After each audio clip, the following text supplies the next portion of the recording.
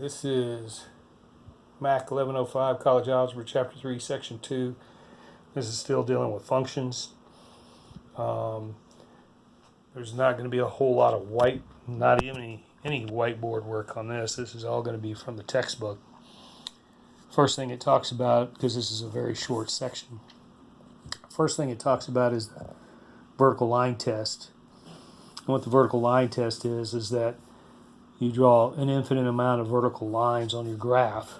If any of your vertical lines intersect more than one point on the graph, then it's not a function, it's a relation.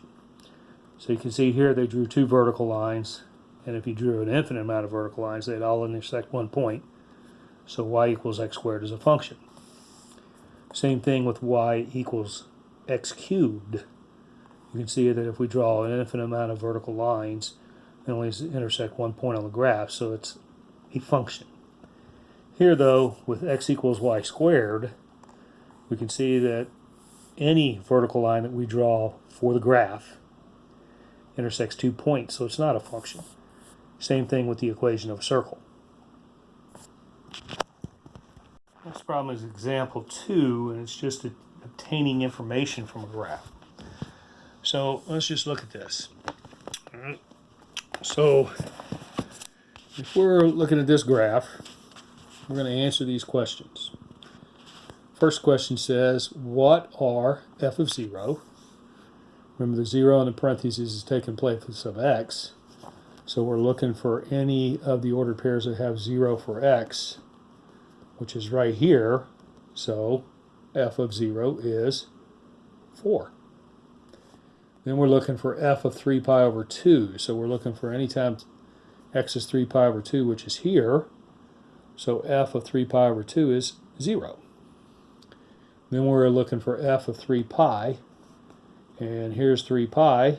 It's negative 4. We go to question B. It says, what is the domain of f? Well, the domain of f starts at 0. Remember, domain is a horizontal value. So it's bracket 0 going to bracket 4. I don't have to list any points in between, because when I say bracket 0 to bracket 4, I'm saying the interval between 0 and 4. So I'm covering all these values. Question C asks, what is the range? Remember, range is a vertical distance. So the lowest y we have is negative 4. The highest y we have is positive 4. So remember, it starts at the smallest, so it's bracket negative 4, comma, bracket 4. Then we go to question D, and it says, list the intercepts. Recall that these are the points, if any, where the graph crosses or touches the coordinate axis. Also recall that intercepts, it's an x-intercept if I have a 0 for y. It's a y-intercept if I have a 0 for x.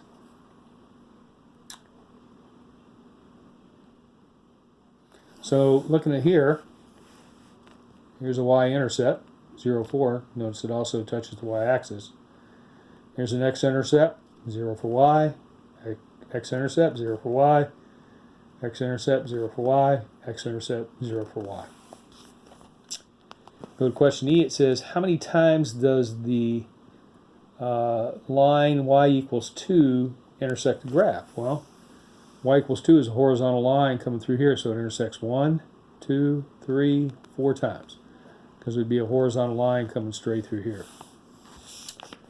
Letter F says, for what values of x does f of x equal negative 4? Now remember, f of x is y, so this is really saying y equals negative 4. So we're looking for the ordered pair that has negative 4 for y, and we're trying to find the x's. So we come over here, we can see that we have negative 4 for y here, so x is pi. We also have negative 4 here, so x is 3 pi, so it's pi and 3 pi. Last question says, for what values of x is f of x greater than 0? Again, make sure you remember f of x is y.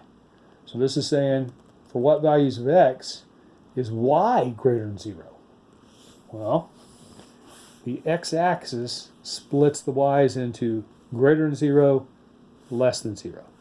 Above the x-axis is greater than 0, below the x-axis is less than 0. So So we can see that from bracket 0 to parentheses pi over 2, because remember it's not equal to 0, it's greater than 0. From parentheses 3 pi over 2 to parentheses 5 pi over 2. From parentheses 7 pi over 2 to 4 pi bracket. So it's really, when we look at this, it's really only this part of the graph starting from here to here, but not including pi over 2. Starting from here over to here, but not including 3 pi over 2 or 5 pi over 2. Starting from here at 7 pi over 2 to 4 pi. All of this part right here is where the y's are greater than 0. For example 3, we have the function x plus 1 over x plus 2. It says find the domain of f. Well, remember, two questions. Does it have a denominator? Yes. What makes the denominator 0? Negative 2. So we know it can't be negative 2. Does it have a square root? Nope. So it's all real numbers except for negative 2. This one right here, it says, is the point 1 1/2 on the graph of f? Well, we stick a 1 in here, we get 2 on top. We stick a 1 in here, and we get 3 on the bottom, 2/3. No, it doesn't. It doesn't equal 1/2, it equals 2/3. Coming to letter C here, it says, is x equals 2, what is f of x? Well, if we put 2 here, we get 3 on the top. Put 2, we get 4 on the bottom, so it's 3/4. So it's the point 2, parentheses 2, comma, 3/4 parentheses. It says if f of x equals 2, so y is equal to 2. So in terms of this one here, in terms of this question here, they're saying f of x equals 2. Remember, f of x is y. So what I'm going to do is I'm going to take the equation where I have f of x equals x plus 1 over x plus 2, and I'm going to write y equals x plus 1 over x plus 2. And so then I'm going to substitute that 2 in, because remember it told us it was 2. So now I have this. I'm going to solve it. I'm just going to take this and multiply over. So I get 2 times x plus 2 equals x plus 1. Distribute, I get 2x plus 4 equals x plus 1.